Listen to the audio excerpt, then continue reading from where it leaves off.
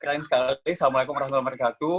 Halo kawan-kawan semua, semoga semuanya sehat-sehat dan jangan sampai semangatnya langsung down nih melihat banyak banget tugas-tugas gitu. Karena memang saya secara pribadi pun di awal mengalami hal yang sama, karena memang waktu awal-awal mulai bisnis itu, mulai ikut-ikut startup competition itu di usia seperti kawan-kawan lah yang masih usia 19 tahun, 20 tahun, yang memang kadang ini adalah sesuatu hal yang di luar dari zona nyamannya kita gitu. Tapi kalau misalkan hal ini dilewati, ada kapasitas tersendiri, ada kepuasan tersendiri juga yang terbentuk dalam diri kita bahwa oh ternyata hal-hal yang dulu pernah dilewati di masa inkubasi itu membuat saya bisa menjadi jauh lebih baik lagi. Nah, di topik hari ini kita akan sharing tentang gimana membangun tulisan, bagaimana menulis yang namanya copywriting. Minggu lalu kita sharing tentang Instagram marketing strategi secara basic untuk kawan-kawan semua, gimana cara memaksimalkan Instagram, memanfaatkan hashtag, meningkatkan interaksi atau engagement. Tapi di hari ini kita akan lebih sharing tentang strategi bagaimana menulis copywriting untuk kawan-kawan semua. Jadi copywriting ini bukan hanya sekedar bisa nulis caption, tapi juga untuk membantu kawan-kawan semua menulis sebuah iklan. Kalau misalkan mau buat landing page itu halaman apa ya, gimana bahasa Indonesia ya? Landing page itu lebih ke halaman iklannya kita. Kalau misalkan kita ingin beriklan di Instagram misalkan, orang masuk ke website kita, itu namanya landing page. Jadi pada saat kawan-kawan tulis itu udah tahu strategi apa nih yang harus ditulis, daripada langsung tulis semua penawaran kawan-kawan tanpa dikemas dengan bahasa yang lebih baik. Karena beda bahasa, beda diksi, itu bisa jadi beda arti. Ya, beda audiens juga harus pemanfaatan kata yang jauh lebih baik. So let me share the screen first.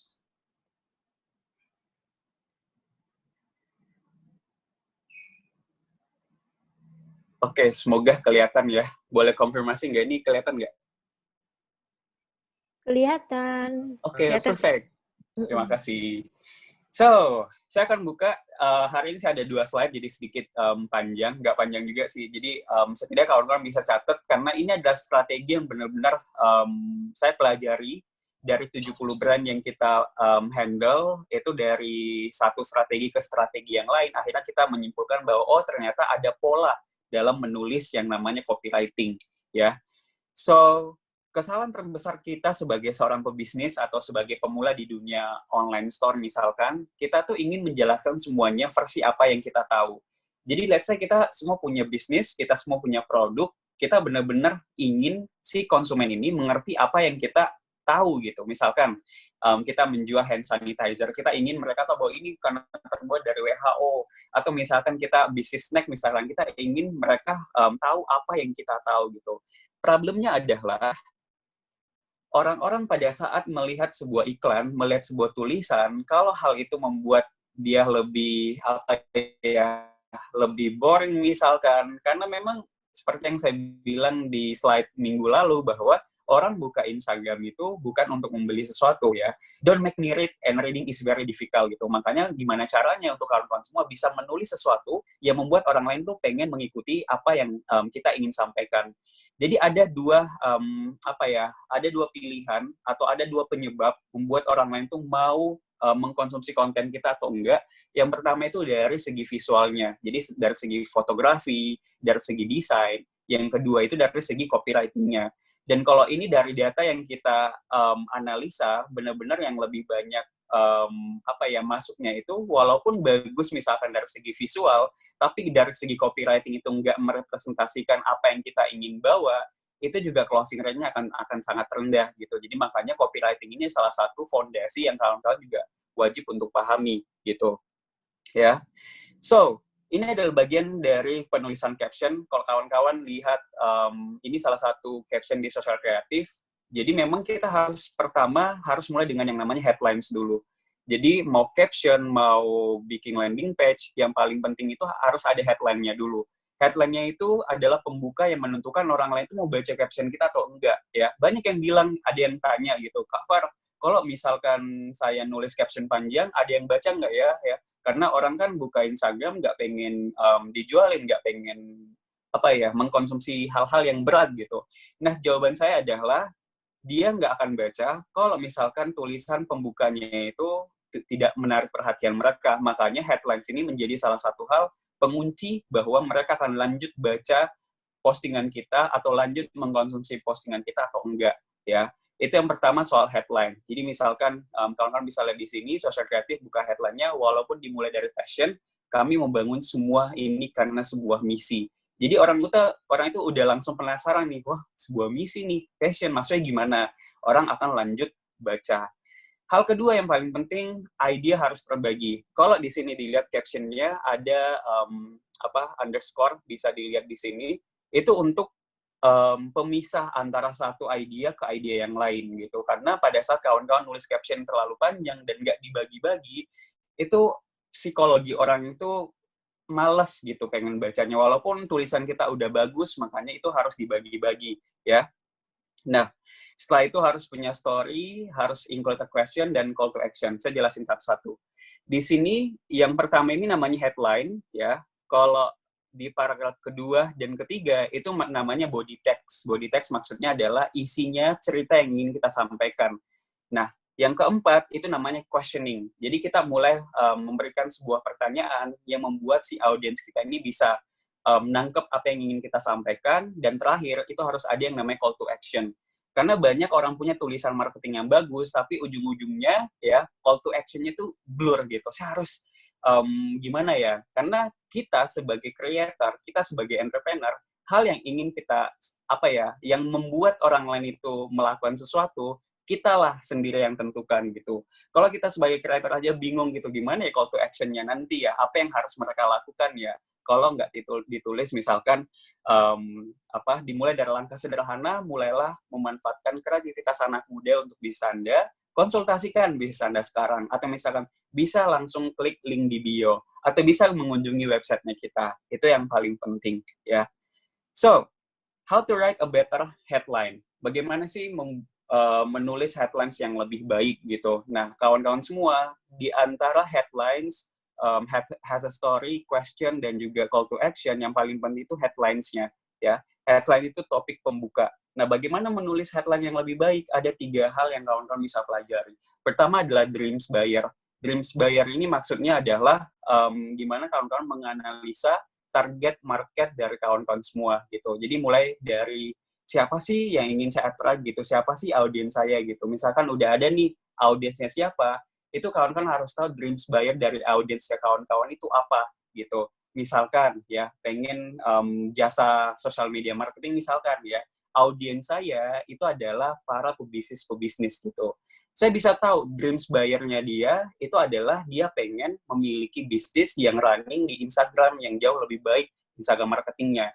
Nah, dari situ saya bisa menulis sebuah headlines yang mengukur hal itu gitu. Jadi kalau bisa kawan-kawan mau buka sebagai headlines, yang paling penting analisa dulu dreams buyer-nya kawan-kawan itu yang seperti apa gitu. Nah, terus yang kedua, biasanya apa yang saya lakukan untuk menulis better headline, saya belajar dari kompetitor. Jadi kalau misalkan bisnis dari kawan-kawan semua adalah bisnis yang ada kompetitornya, dan of course semua punya kompetitor, kawan-kawan mulai untuk melihat bagaimana cara mereka komunikasi dengan audiens mereka, dengan followers mereka, itu pelan-pelan kawan-kawan lihat polanya itu apa yang mereka lakukan, dan apa yang bisa kawan-kawan aplikasikan di bisnisnya. Mungkin dari segi bagaimana mereka mengelola kata, bagaimana mereka menulis headlines, karena dengan banyak ide-ide yang kita belajar dari kompetitor, itu bisa menjadi idea fresh ya, yang segar untuk kita kelola lagi. Tapi jangan lihat apa yang kompetitor buat, kita copy semuanya, enggak juga. Tapi ini hanya sebagai pembelajaran. Yang ketiga, mulai untuk belajar mengambil dari beberapa angle. Nah, dari satu idea, misalkan ide caption yang ingin kita tulis, itu kan banyak banget ide yang muncul gitu kan. Misalkan angle dari dreams buyer-nya, angle dari manfaat produknya, angle dari kegiatan sosialnya, itu banyak yang kawan-kawan bisa tulis gitu. Nah, tips yang terbaik untuk kawan-kawan semua bagaimana menulis headlines yang lebih baik, sebelum menentukan headlines ya, kawan-kawan harus tulis dulu caption-nya yang seperti apa. Setelah menulis caption itu, kawan-kawan lihat benang merahnya ini apa sih yang ingin saya sampaikan gitu ya. Coba dilihat ya, diambil menjadi satu kalimat, dan itulah yang kawan-kawan jadikan sebuah headlines. Karena selama ini walaupun misalkan body text-nya bagus banget, tapi banyak banget anak-anak muda itu nulis caption, mereka mulai dengan nulis headlines-nya dulu gitu. Dia menghabiskan waktu nulis headlines headlines yang lebih bagus ya. Harusnya itu kita nulis aja dulu, mau headlines-nya bagus atau enggak, tulis aja dulu. Setelah itu nanti kawan-kawan ambil satu kesimpulan, satu idea yang merepresentasikan satu tulisan ini sebenarnya saya ingin bahas apa gitu ya. Include a question, ya seperti yang saya bilang tadi, bahwa ini untuk apa saya baca ini, gitu. Social media marketing, saya butuh nggak ya? Jadi kawan-kawan mulai memberikan pertanyaan di caption tersebut untuk membuat si audiens kita, si followers kita mulai ngerti, gitu. Oh, ternyata, oh ini ada hubungannya dengan saya ya. Oh, ternyata saya harus melakukan ini ya untuk mendapatkan sesuatu yang jauh lebih baik lagi untuk bisnis saya, gitu. Biasanya saya juga menggunakan kata-kata what if, gitu. Bagaimana seandainya bisnis kamu bisa memiliki peningkatan traffic yang jauh lebih baik lagi ke depannya? Atau misalkan bagaimana jika kamu bisa makan cemilan yang manis tanpa harus diet gitu. Jadi hal-hal yang questioning seperti ini yang bisa meningkatkan kualitas copywriting dari kawan-kawan semua. Ini call to action yang saya bilang tadi ya sama aja gitu, apakah mau ke website atau mau ke DM itu harus ada ya, apalagi kalau kawan-kawan misalkan pengen mengiklankan postingan di Instagram dari kawan-kawan semua, itu harus ada banget call to action-nya gitu. Jadi kita tuh pengen si audiens ini melakukan langkah yang seperti apa sih setelah mereka membaca caption atau iklannya kita ya. Benchmarking yang learning from competitor, apa yang mereka bisa lakukan gitu ya. Kalau misalkan yang saya lakukan saat ini, sebelum saya mengerjakan sebuah project, karena kan project yang saya kerjakan banyak banget kan, jadi mulai dari fashion, kuliner, medis, jadi berbagai industri. Nah, bagaimana tetap saya bisa memberikan copywriting terbaik? Ya, saya melakukan benchmarking.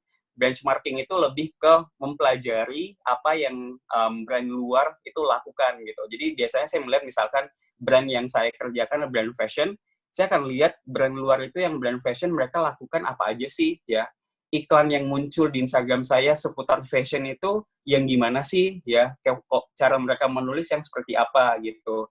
Ya, bisa juga belajar dari brand-brand tetangga. Jadi tujuannya benchmarking benar-benar untuk dapat idea aja ya. So, itu sebagai pertama, jadi bagaimana kawan-kawan semua bisa menulis caption Instagram yang jauh lebih baik lagi. Next, yang paling penting saya ingin highlight bahwa bagaimana formula menulis headlines untuk semua bisnis, ya. Ada 17 strategi, wait ya. Ini contoh-contoh yang dibuat sama tim saya. Oke, sebagaimana kawan-kawan bisa menulis idea biar ada sesuatu yang kawan-kawan bisa bawa pulang setelah nonton Zoom ini, bahwa gimana sih nulis headline yang lebih bagus. Pertama adalah fokus on helping, not telling gitu. Maksudnya adalah, misalkan nih, social creative agensi yang memenangkan berbagai penghargaan gitu. Ya, kalau saya mau fokus untuk telling, saya akan tulis headlines-nya, kami telah mendapatkan berbagai penghargaan di bidang digital agency. Sebagai follower, sebagai audiens saya, kita nggak peduli gitu, mau menang agensi kayak saya nggak peduli gitu. Saya akan peduli pada saat itu ada hubungannya dengan saya. Nah, caranya seperti ini, 4 hal yang bisa membantu agensi Anda memenangkan penghargaan. Ini kan sebenarnya katanya insight dari dalam kalimat ini sebenarnya sama. Cuma karena diubah dari fokusnya ke brand saya menjadi si customer saya atau si calon audiens saya, itu mereka bisa lebih relate. Makanya rule number 1 adalah fokus on helping, not to tell. Gitu ya. Yang kedua adalah gimana menulis headline yang lebih bagus, silahkan suggest the best thing way to do something. Maksudnya, kawan-kawan bisa membuka headlines-nya dengan cara terbaik untuk bla bla bla. Misalkan cara terbaik untuk mendapatkan mendapatkan perawatan medikal yang lebih safety misalkan. Cara terbaik untuk menjadi mahasiswa berprestasi misalkan. Cara terbaik untuk memenangkan kompetisi bisnis misalkan. Itu adalah salah satu ide yang kawan-kawan bisa bawa juga ya. Ketiga, why worth it to read gitu. Jadi kita benar-benar membuat sebuah membuka headlines kita dengan mungkin pertanyaan misalkan, mengapa Anda seharusnya main TikTok gitu. Atau misalkan, 4 hal yang membahayakan kalau kamu terus menggunakan Zoom untuk meeting misalkan. Jadi membuat si audiens kita itu berpikir bahwa kenapa ini tuh penting untuk saya baca gitu, yang benar-benar ada hubungannya dengan mereka gitu. So itu role pertama kalau kita ingin menulis copywriting, it's not about our business, it's not about apa yang kita ingin jual, tapi it's all about them gitu. Itu tentang mereka. Yang menjadi hero itu adalah mereka. Kita di sini sebagai pebisnis hanya sebagai guide untuk mereka ya. Keempat adalah solid evidence, ya. Jadi mulai untuk input beberapa hal yang benar-benar, misalkan peneliti, ahli bahasa, ilmuwan, ya. Ini orang-orang pasti mau baca gitu. Jadi strategi menulis caption diteliti oleh ahli bahasa gitu. Jadi kayak ada credibility yang kawan-kawan bangun dari caption atau headlines yang kawan-kawan tulis di captionnya, ya. Yang kelima, share your experience. Ini salah satu hal yang bekerja juga strategi ya. Apa yang saya pelajari bla bla bla. Satu hal yang saya pelajari setelah mengikuti Asar Startup Challenge Competition. Nah, orang lain pasti mau ikut gitu. Jadi, kalau misalnya kawan-kawan, ini pun bukan berarti hanya untuk bisnis saja ya. Kawan-kawan bisa juga mulai untuk aplikasikan di caption pribadi misalkan, karena memang ini lebih general gitu. Jadi, satu hal yang saya pelajari ialah apa yang saya pelajari dari bla bla bla, orang itu punya intention untuk mengikuti apa yang kita coba untuk tulis gitu ya. Karena avoid clickbait ya, ini paling penting ya. Sebagus apapun headlines kawan-kawan semua, kalau ujung-ujungnya zong itu ya sebisa mungkin dihindari. Ketujuh, include a number. Include a number itu lebih kayak misalkan tadi 7 strategi yang akan membantu kamu meningkatkan social media marketingmu gitu. Atau misalkan 2 hal yang harus kamu hindari pada saat bekerja sambil kuliah gitu. Jadi include a number itu salah satu hal yang juga bisa support headlines dari kawan-kawan semua. Kedelapan, mulai untuk questions ya. Ya, kapan waktu terbaik mengganti sofa, sebaiknya membeli atau meminjam. Jadi hal-hal yang menanyakan si audiens kita biar mereka itu bisa relate bahwa apa sih yang ingin kita sampaikan dari copywriting yang kita coba untuk tulis. Kesembilan, kawan-kawan juga bisa tulis problem and solution. Ini bekerja banget kalau misalkan kita ingin running iklan. Harga saham pada turun, bagaimana menyikapinya ya. Semenjak work from home, produktivitas menurun. Bagaimana kami memperbaikinya? Gitu. Jadi, selain kita capture masalah, kita juga offer solusi pada saat itu juga. Gitu. Jadi, ini adalah salah satu strategi yang saya sering pakai juga untuk tulis microblog di Instagram saya, dan juga iklan untuk sosial kreatif, karena memang pada saat ada masalah, terus ada solusi, orang itu bisa lebih oke untuk membaca caption tersebut. Ya, 10, include a stat. Include a stat itu maksudnya masukkan presentasi gitu. Jadi misalkan angka 217 downloads misalkan, postingan ini udah di-share oleh 46 orang misalkan, ada 78% mahasiswa UNER yang beli ini misalkan. Itu salah satu hal yang bisa juga meningkatkan credibility dalam copywriting kawan-kawan semua. Ya. 11, positif superlatif ya. Semoga saya nggak terlalu cepat ya. Nanti slide ini saya sharing juga sama kawan-kawan semua. Positif superlatif ini lebih ke emotional headlines. Jadi benar-benar kita ingin masuk ke audiens kita lewat sisi emosionalnya gitu. Jadi misalkan membuka dengan hal terbaik, yang termudah, terbesar, tercepat, hal paling sempurna ketika kita ingin menulis copywriting misalkan. Jadi kita membawa sisi emosionalnya tapi in a positive way gitu ya. 12, ada negatif superlatif. Kita menulis headlines ini untuk membangun fear and doubt ya. Fear itu maksudnya lebih ke membangun ketakutan dan keraguan gitu. Jadi misalkan hindari menggunakan kata-kata jangan pernah, jangan, hal yang paling bahaya. Yang berbahaya ialah part paling sulit menulis copywriting adalah bagian mencari idenya.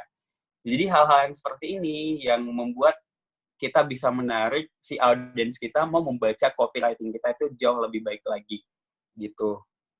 13, use a color to grab attention. Ya, kawan-kawan pasti tadi pada saat lihat ini pasti fokus di attention karena warnanya beda gitu. Ini juga yang bisa kawan-kawan aplikasikan nanti pada saat buat visual microblog misalkan. Jadi copywriting yang saya sharing ini bukan hanya untuk caption aja, bisa jadi juga untuk multiple post yang juga menggunakan desain sambil menulis gitu. Jadi kawan-kawan menggunakan warna untuk membedakan antara yang mana main idea-nya, ya, topik pokoknya yang mana yang hanya sebagai sub heading-nya, gitu. Ke-14, pentingnya A/B testing. Ini paling penting. Kita menulis caption, kita nggak boleh mengasumsi.